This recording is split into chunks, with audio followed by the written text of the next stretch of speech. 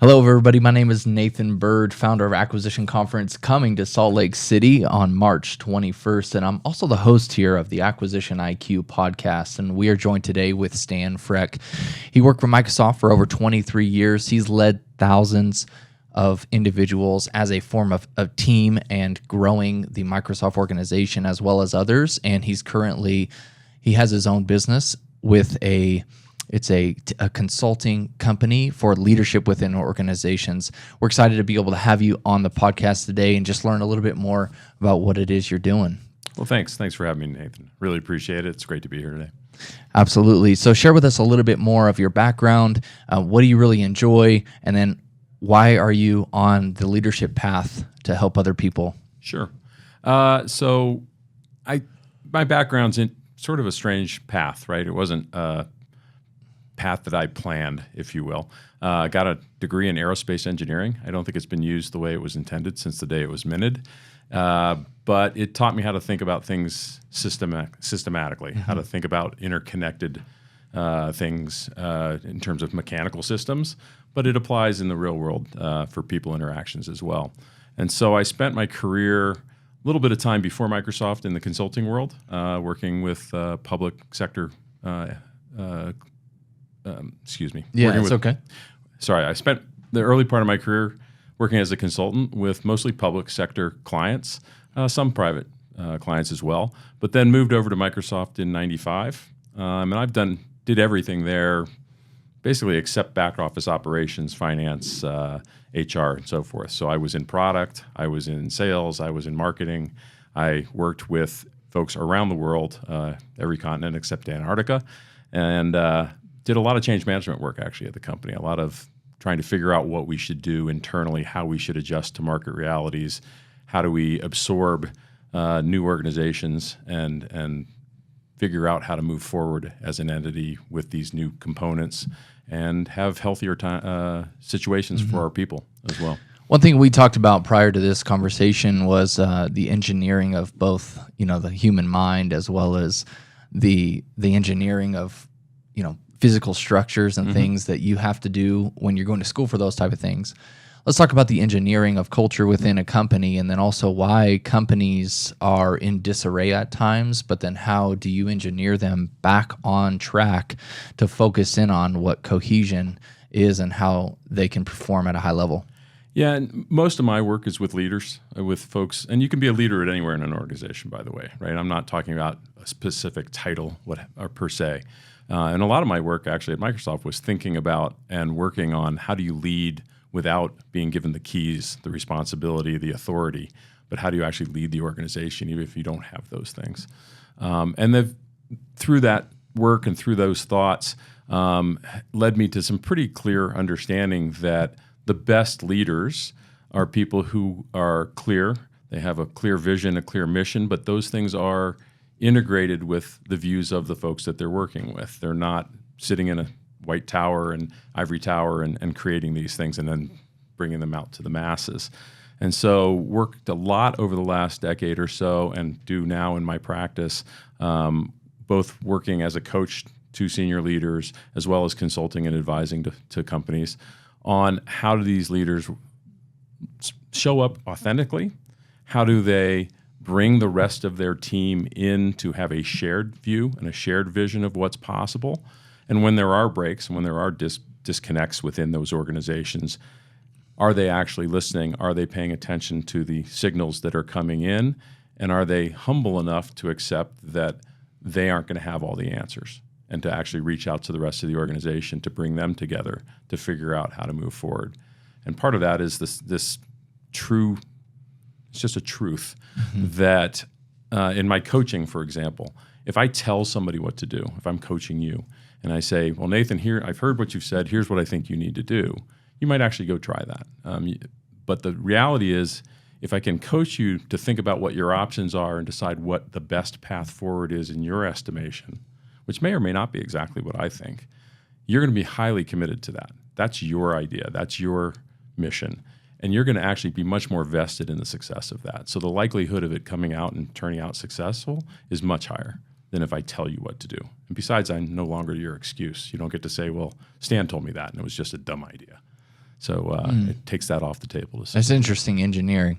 I can sense the wheels turning in your brain already about how you're engineering the performance within a company, but also within the individuals. Let's talk a little bit about how within a company they have mission, values, and culture. And have you ever seen or been a part of a company that has lost the mission, values, and culture? I think I've certainly seen companies where they've lost their way. And often that's because if you step back to those three stages, mission, values, and culture, I think a lot of companies create values by putting 5 things on a piece of paper. And my belief, and I think the best practice in the industry, is that your values are the things that are core to you. They don't change over time. And so when you get together with a team of people to try and figure out what your core values are, you've got to have an exploration. You've got to have a conversation. You've got to figure out what they are, not what you aspire for them to be, right? And so if you put down these 5 things on paper and they aren't truly your core values, you in a crisis, in a situation of stress, you will revert to whatever your core values really are. And so if you don't do that work to come together as an organization up front and think about what those are and how you're going to operate around those, when the excuse the expression, shit hits the fan, the truth will come out at that point. And so we're seeing that actually within leaders. One leader will say one thing, and then their actions aren't matching what they just said because they're inauthentic. Exactly right. So within your practice, how many times have you come across that? Has that been many times? Sadly, you see it all the time, because part of it is an authentic leader in the moment, in the course of the day-to-day, isn't being performative.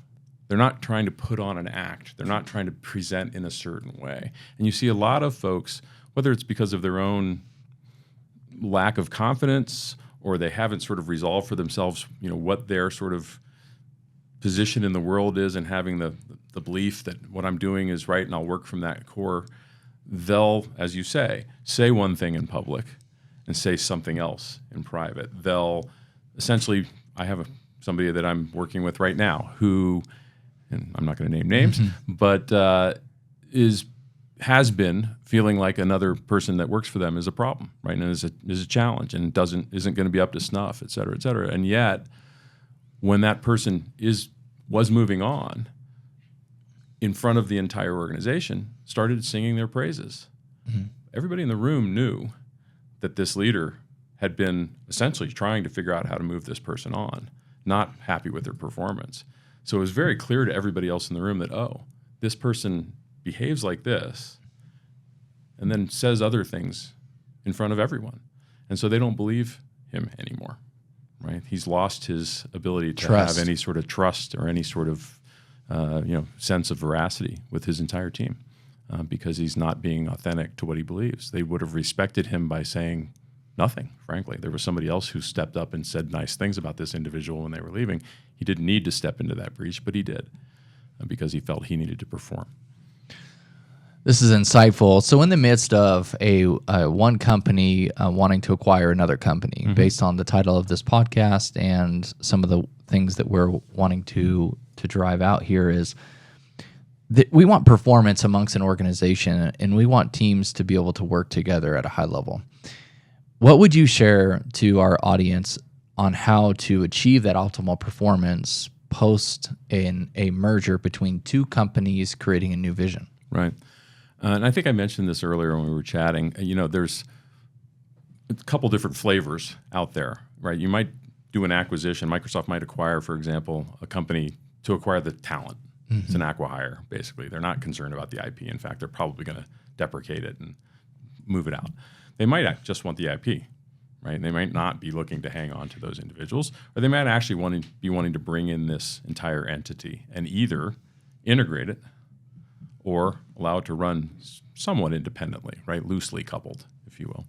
And depending on what flavor we're talking about, the sort of 5 things I think you need to think hard about it in an acquisition, the importance of those shifts a little bit.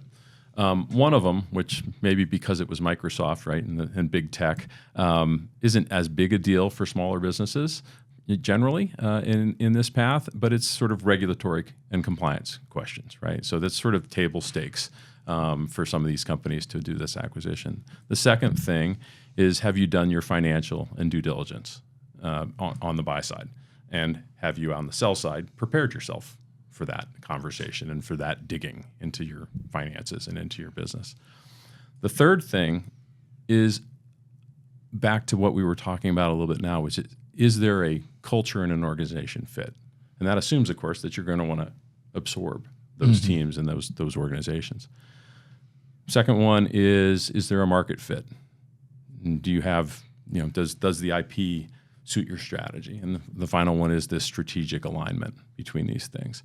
And you can imagine if all I'm doing is acquiring the people, it matters much more to me to have the organizational and cultural fit than it does to have a market fit between whatever IP they might have created, and vice versa if I'm just acquiring that. If I'm trying to bring the whole entity in, it's really an interesting dance, right? Because you've got an owner who built this with their sweat, tears, and blood, usually, if it's a first-time owner that's selling this company to the acquirer.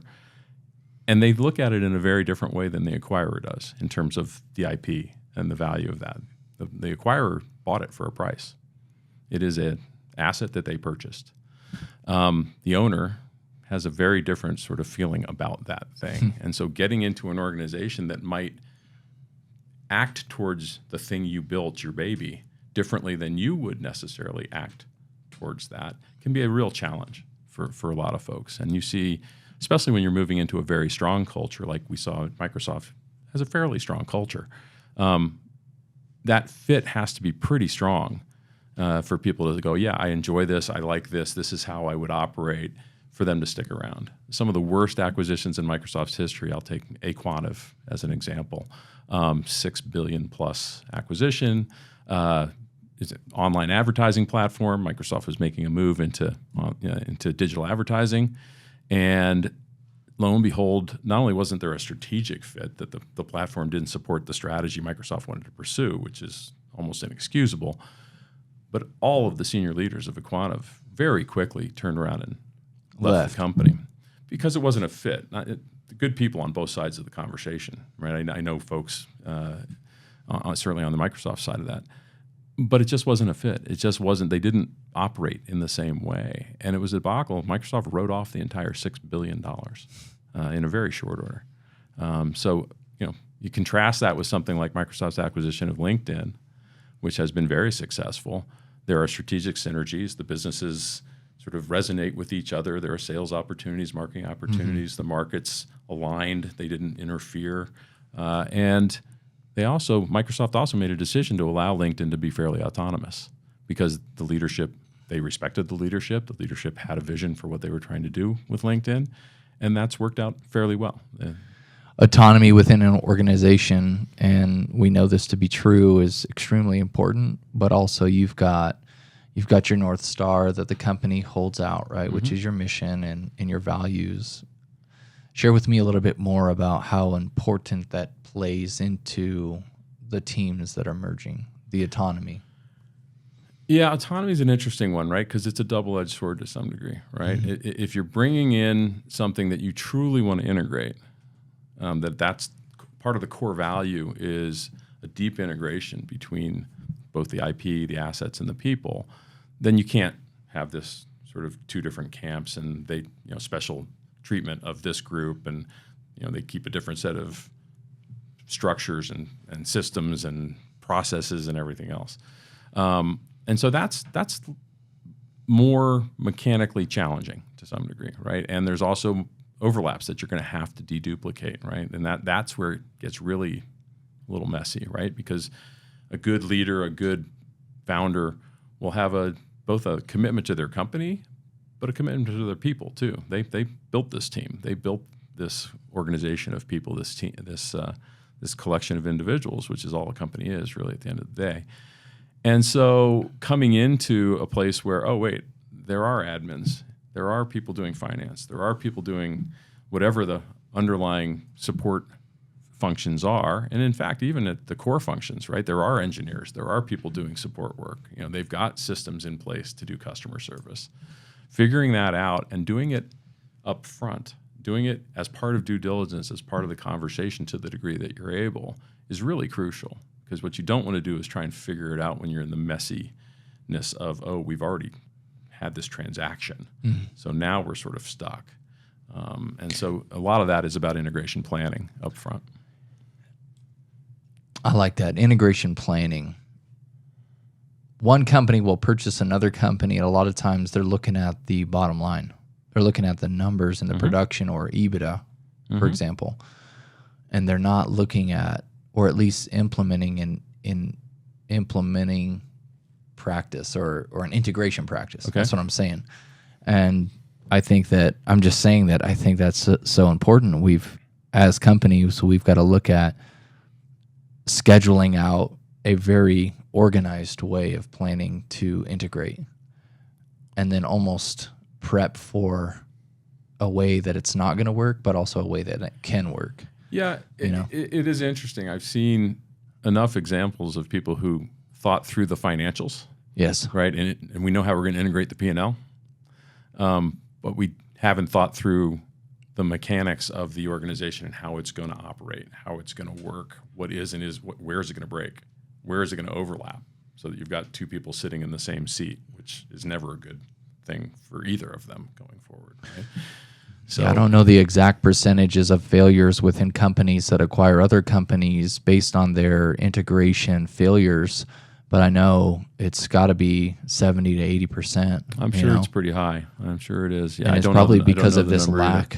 Well, it's funny. It's back to essentially the thing I focus on most, which is teams, organizations, and leadership in those spaces. Because even though my background's technical, even though I cut code once upon a time, I realized that the harder and for me the more interesting problems all revolved around the people. And I actually had somebody once, two stories. Once somebody asked me what it was like to lead, manage people. And first of all, I think those are two very different things. Yes. And I said, well, this people management thing would be easy if it wasn't for the people. Because at the end of the day, it's really all about what their concerns are, their issues, those. And if you don't have time or energy to sort of integrate that into how you're approaching the business, you will eventually be isolated from your own organization. And the reason leaders often don't know what's going on in their organization is because they have not made the time and the energy to take on board that that's a big part of what they need to do, which is to engage with their people and understand what's going to motivate them, what's going to set them up for success. Because at the end of the day, the company doesn't grow based on the backs of one person. That's so good. Share with us more about your organization and maybe some strategies and tips for those out there that are running their organizations, and how, one, they could utilize some insight from you, but also maybe utilize you. So, the primary focus of what I'm doing today is definitely leans towards, but not solely, towards leadership coaching, non-directive coaching primarily. So we can talk about that in depth some other day, probably what that means, what that actually unlocks for people.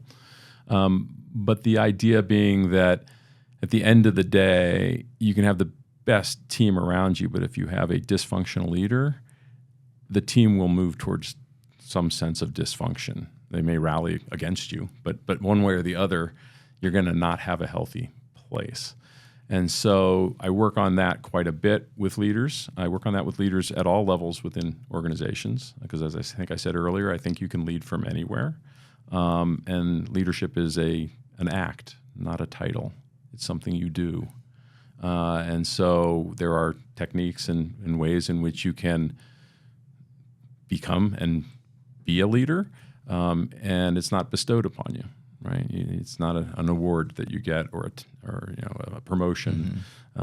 Those are management conversations, and you can lead as an individual contributor. You can lead as the front desk person at organizations. I've seen as huge leaders at times, right? They are the face and the front of that organization, and they set a tone.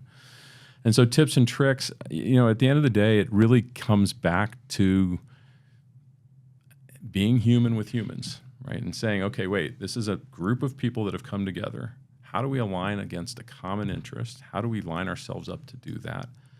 What are the differences across that organization? And what do I need to accommodate?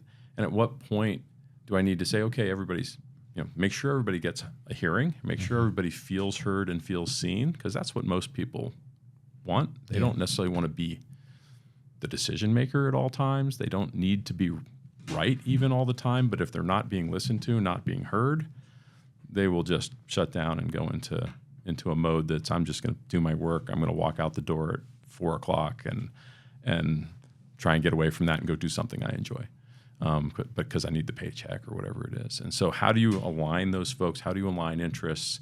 And how do you rally behind a shared and a common mission? And there's ways to do that and facilitated ways to do that I can help with.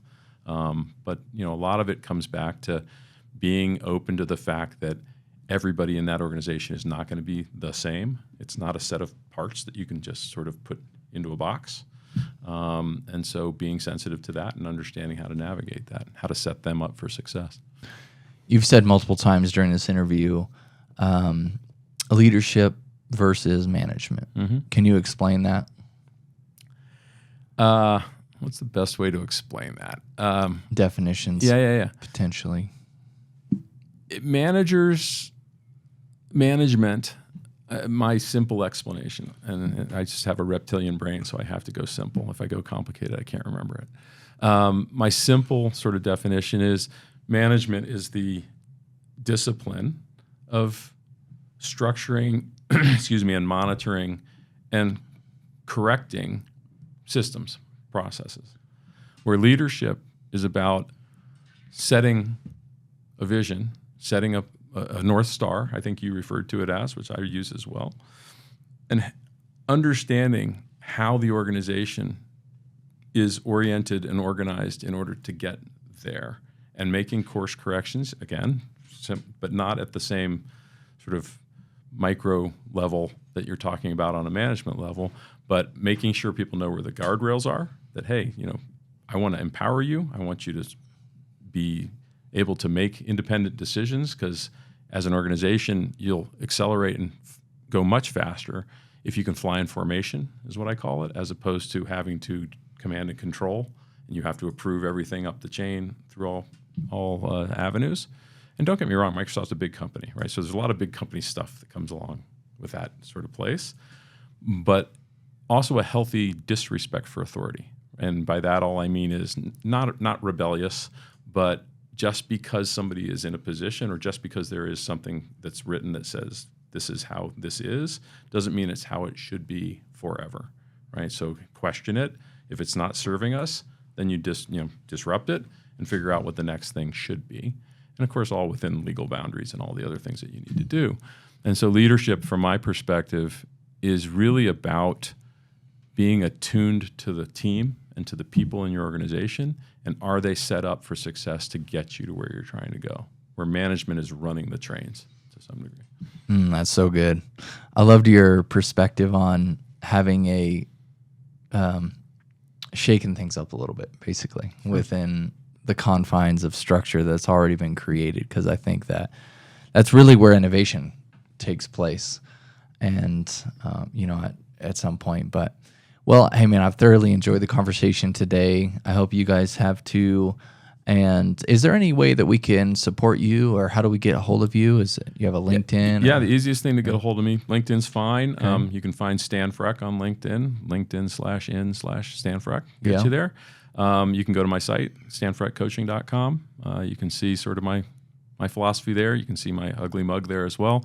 And there's a form there to say, hey, if you're interested in working with me, reach out. There's a quote from my mother on that site, which says, if you don't ask, the answer is no. So ask. I love that. Well, guys, if you have not yet got your ticket to come to the acquisition conference, where Stan will also be there helping us go through a small little facilitation to increase the overall performance of your team within your culture, and have a little bit more insight as to how leadership can play a major role in you personally as well as professionally. So make sure grab your ticket at aquacon.live, and we look forward to seeing you in the room.